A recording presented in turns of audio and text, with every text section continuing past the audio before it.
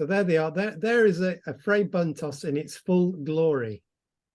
The thing, historical origins, but the Fray Bentos that I know is this kind of pie that's in a metal container that you have to have an enormous can opener to succeed in opening without murdering yourself. And there is a website that goes with it, the Fray Bentos supporters website. The official food rules: 5-second rule, you can eat drop food within 5 seconds. 5-chip rule: maximum number of your mates' chips you can eat before they threaten to deck you. The return of the meat: 1 tin to rule them all. There was some critique that Fray Bentos lacked any meat at a certain point, and so they actually, great crust, lovely gravy, where's the meat? New recipe: great crust, lovely gravy, the meat is back. 66% more meat to be precise. But I'll come out of this for a second to show you something else. It is, isn't it? There's the horrible pie that I made. It looks revolting, doesn't it? Yes. I don't think it worked according to plan. Now there's another one I did that was a bit more like it. This is when we look at the prices in a fancy restaurant. Duck confit, £19, 3 pints. Good Lord. Lobster ravioli, £34, cheap flight to Tenerife. Sea scallops, £26, broadband for a month. Lemon thyme chicken and breast, £32. I could pay most of that sodding parking fine. £34, miso glazed cod, 3 months supply of Fray Bentos. Another play. Anybody seen the series Breaking Bad? Well, this is a take on it. Breaking Bad tin openers, a Fray Bentos original. Now this is a very interesting one. They have a prize draw every week after a home match, and this is a picture of Lichty's, that's their name, legend Bobby Lynn presenting her with Fray Bentos steak and kidney pie as the draw winner. Well, it's actually the second prize was 2 tins. Apparently, well said. No. Apparently, it was. It's a second prize. The first prize is a real prize, and the second prize is always something original. She said they often have random prizes at hospitality, things like a signed hot water bottle, a sledge, and even stuff for cleaning your dentures. And this week it was a Fray Bentos pie, which she said she's never eaten and never will. She's going to frame it or something, I think. But apparently the clip of her receiving it went viral on YouTube. But the history of Fray Bentos goes back. Well, I suppose most of you know that Fray Bentos is a place in Uruguay called Fray Bentos. It's not named after the tin of meat. The tin of meat is named after the place. Originally owned by the Liebig company, which was started by a German chemist who worked for a British firm. So he founded a factory on the Uruguay River just west of Fray Bentos in 1859. It used the name Fray Bentos as a brand from the 1870s, and the factory grew into an industrial complex that processed cattle and anything else available from the surrounding countryside. And famously, one of its first products were OXO cubes, which came from there, and corned beef, which was its main product for many, many years. It was renamed the Anglo Meat Packing Company, and was then owned by the Liverpool-founded Vesti Group, of which I'm sure Derek knows about. And it began to export frozen meat using their own ship, the Vesti's Blue Star Line vessels, which were well known in Liverpool and South America. And this is one of the adverts for a Liebig extract of meat company about 1900. If you can see. Do you know what ensevelismo means? No, the burial. Oh, the burial. Very good. Which seems a bit of a strange thing to have on an advert. The burial of the King of Egypt, or the entombment. Yeah. It's an extremely peculiar thing to have. You're quite right. I've got no idea why that was the case. Here's another one. Why is it in French? Well, maybe, If it's from Uruguay, why would it be in French? well, maybe it was for the French market. No, there wasn't a French market. The only two countries that buy Not for Fray Bentos. that was an unlikely explanation. In fact, the only two. What other country beside the UK was a major market for Fray Bentos? Any guesses? Think Ireland. No. Belgium. No. America. Think further away. Australia. Correct. Australia, of course. All those expats wanting their Fray Bentos. Oh. So there, anyway, so that's another example. And this is a monument to the Liebig company and the cow, Barrio Anglo, at Fray Bentos in Uruguay. So there it is. It's a weird, maybe that's where they got the Egyptian thing. It looks a bit Egyptian, doesn't it, really? Yeah. Yeah. Nice weather there, obviously. Barrio Anglo means the English Quarter. Yeah. Oh, yes. Yes. It was apparently the factory was designated a UNESCO World Heritage Center, and it's been started up by a Brazilian company, but they can't make Fray Bentos because that's owned by Baxter's now, who own Fray Bentos, and it's made up in Scotland. Come more into that. So it's What sunlight of pies.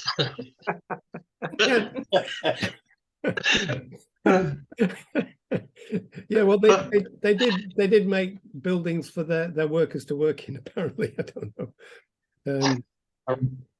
It was obviously targeted at a working class market, and they were also ideally suited as army rations, as the original ones, as they only weighed just £1 and were easily transportable. And with the outbreak of the Boer War, the company's profits were significantly boosted from supplying corned beef to the British Army in South Africa. It's also supplied to the troops in World War I. Its popularity was such that the term Fray Bentos was used as slang by soldiers to mean good. Oh, that was really Fray Bentos, they would say about something good, though I imagine they didn't use it very much because I can't imagine much good happening there. Interestingly, one of the first early British tanks that fought at the Battle of Passchendaele was given the name Fray Bentos, as the men inside felt like tinned meat. You use the tank to get the tin open. Yeah. It's extraordinary. And there's a story about this. This is the siege of Fray Bentos at the Battle of Passchendaele in World War I. A crew was stranded in their tank only yards from the enemy lines for 3 days and nights, with only revolvers, a rifle, and 2 machine guns to fend off repeated assaults. In fact, this remarkable incident actually occurred in First World War, and as researchers pieced together the details from original newspaper articles, the 9-strong crew of the F-41 Mark IV tank, I don't know what Marks 1 to 3 were like, but this was pretty straightforward one. It was their first combat in the new machines. They were leading the attack along with 7 other tanks on the morning of August 22nd, 1917, at the height of the Battle of Passchendaele. Their target was a series of farm buildings which had been heavily fortified by the Germans, but the machines swiftly ran them into problems. This is the dramatic recreation of this. They swarmed over the machine. Tanks and warfare were incredibly new. Captain Richardson and Second Lieutenant Hill led a charge of 8 tanks, and theirs was the only one that survived attack by German artillery. It's amazing. They managed to they withstood 72 hours worth of attacks, especially when they only had such basic weapons themselves. The crew became the most decorated of the whole First World War, and it would seem rightly so. They were awarded the Military Cross, and the rest, the others received decorations in the usual hierarchical way that they did it. Anyway, so that was that. The most popular one for a long time was the Fray Bentos corned beef, and I've not had it in a long time, but when we ever had it, I used to like it together with spam. I like spam as well. Corned beef, I think, was very popular at one stage. It was, wasn't it? Yeah, yeah. Yeah, yeah. Right. You'd have it with your, on sandwiches and stuff, wouldn't you? Yes, exactly. Slices of it with a salad consisting of a bit of lettuce and a couple of tomatoes, if I remember correctly. Yes. Yes. Brown sauce in Liverpool. Still a good idea. Brown sauce, don't knock it. So that was Fray Bentos. So since 2011, it's been owned by Baxter's, who manufacture at a site in Fockerblas, as anybody knows how to pronounce it, in the Moray Firth. Yeah, Moray Firth, yeah. And I looked at the Fockerblas website, and they had nothing about the factory on it. That looks like to be the village, and I can't see any factory there. But there you go. It looks like a nice place to have. But that's where they make Fray Bentos now. Oh yes, I was coming on to this. Hang on a minute. So that's Fray Bentos. So there are quite a lot of unusual things about it. One of the interesting facts is that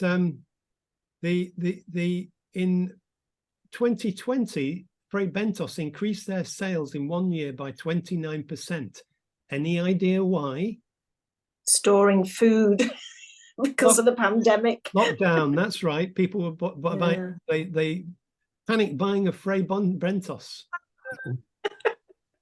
Well, I've got one here which I'll show you later, and not one I've cooked. This one. But the other thing I wanted to do was to go to the other end of the spectrum, and I'm going to show you. I'm going to come out of this for a second and show you. Can you see this? Sorry. Okay. It's upside down. I know, because I haven't got it backwards, but I'll show you what it is. I'm going back into. It's something called Kopi luwak coffee, and it was given to. I've got four of these sachets. I tried it once and wasn't that impressed, but I found we had people round for a meal last night, and we got on to discussing coffee, like you do in Chorlton, and. I mentioned about this coffee that I had, and I looked it up, and it's the famous coffee. Why is it got this? Well, they say they're cat-like, but I don't think the civet, you can tell from this, looks particularly like a cat.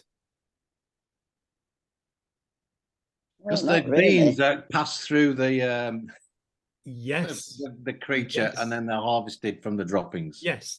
Oh gosh. The Asian palm civets in Indonesia only eat the ripest, tastiest coffee beans. This is from the Kopi luwak coffee advert. This gives Kopi luwak coffee its distinctive, non-bitter and chocolatey flavour. The labour-intensive process of collecting the wild civet coffee droppings and the very limited amount of coffee available gives Kopi luwak its reassuringly expensive cost. Reassuringly expensive. I looked up on the What? Harrods. Wow. 500 quid. Bloody hell. This I looked up to this morning. I was a bit shocked about that. 500 £500 for luwak coffee beans. Though at the end of it, I found out the trading palm civets for the production of Kopi luwak may constitute a significant threat to wild populations of this rather delightful. What's new? So what's new? Yeah. So who gave you those sachets, Bernard? it was. And are they up for auction? Well, yeah, I've got. As I say, I'm a millionaire. I've got 3 of them. I love Susan's video this morning. Yeah. Oh. I just moved my feet and realised that was on. She's got the camera the wrong way around. Yeah, Well, so that's 2 ends of the food market that I'm Wow. in. Fray Bentos and but yeah, I got it by my by my stepdaughter's son. He works for one of the airlines and goes around the world, and he got some back from that and got it me as a present. I don't think he paid anything like that. I'm sure he didn't. It might even be a fraud for what I know. But the one I tasted, it didn't taste particularly brilliant. So I was going to make it and drink it online as we talked, but I thought it was too complicated to get a kettle and everything to do that. So. Oh, it sounds disgusting. Yes, exactly. That's why you didn't do it. I'd have tried it though. You've got to Especially when actually. it was It £500. just tastes like ordinary coffee to me. But there you go. Oh well, Oh, well. just a gimmick. Anyway, let Derek tell his story that he started off before most of you arrived about his the match at Anfield yesterday between Liverpool and Brentford. Over to you. Oh, right. Yeah, as you know, that wherever you put the radio on or the television on yesterday, it was covering the coronation. So we had wall-to-wall coronation. Now, Liverpool supporters are notorious for being against the establishment. I mean, we regularly have chants against the Tories. And recently, when we were playing a London team, there was a chant that came from the Kop that was F the coronation. So when the Premier League authorities decided to press the fact that all the clubs had to do this, and it like that thing of not quite making it mandatory, but using their influence to make the management have to do it. So yesterday, when I went to the game, I was wondering, how this would work out, because I don't actively in social situations go out of my way to embarrass or discomfort royalists. I'm quite happy to have a political debate with someone about it. But I was wondering what was going to happen at the match, because they were going to head with this. And what actually happened was, as soon as the announcement that they were going to, the Premier League said that we had to do this, and of course the club is giving the Premier League the responsibility and not taking responsibility for it themselves, there was a massive boo all around the ground. So as it started, the national anthem, what happened was the boos turned to a massive chant of Liverpool, Liverpool, Liverpool. And it was fantastic. And being and I'm thinking, no, we're not booing. We're actually asserting our working class city, and that's what it was. It was a class statement, because football is the workers' game. And what struck me was, I was looking forward to seeing this, because it was such a positive experience for those of us around us.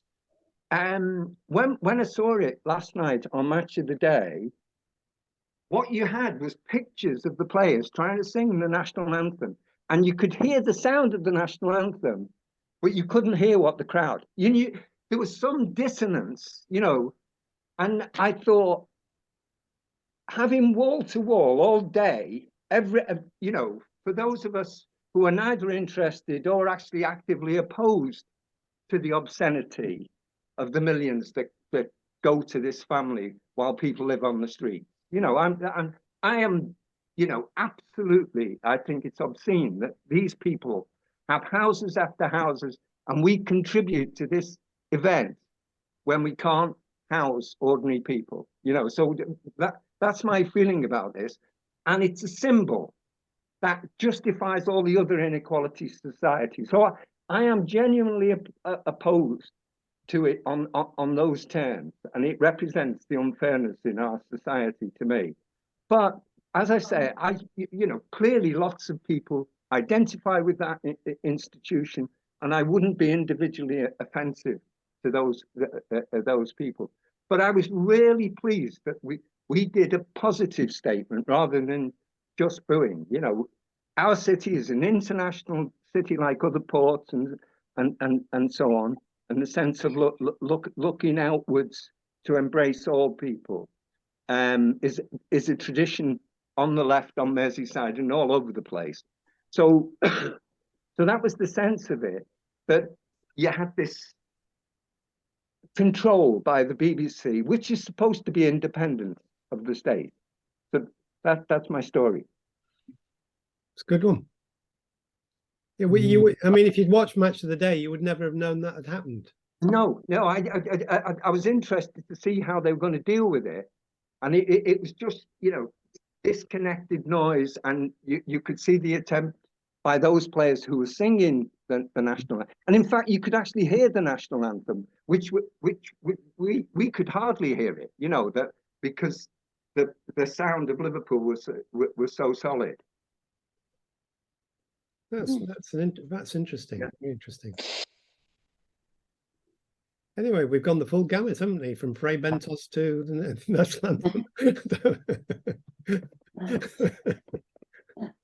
Oh, and of course, Derek, Liverpool is hosting one of the greatest events in its history next Saturday. That's another nonsense. People are very excited about it in Liverpool, but I'm not keen. Are you going to do a special on it next Saturday, Graham? Yes, you've already encouraged. I've been making notes already. It depends on how many people watch the Eurovision Song Contest amongst us. I mean, I don't know how addicted to it we all are. I remember once, about 30 years ago, having a Eurovision contest party at our house, and it ended up almost in fisticuffs. So it was kind of because there was one person there who was a devout Eurovisionist in the extreme. And we were all taking the mickey out of some of it, you know, like you do, and she ended up throwing food across the floor and storming out. So it was kind of like, it wasn't a great success socially, but it was a lot of fun. But there you go. I always used to like the end bit where they're counting up the votes. I never liked any of the songs, but I like the voting. I used to love Terry Wogan doing it, especially when they do the East coalition, you know, where they all voted for each other, and you always knew. You'd say, "Oh, well, we know where all these votes are going." Belarus gave Russian votes.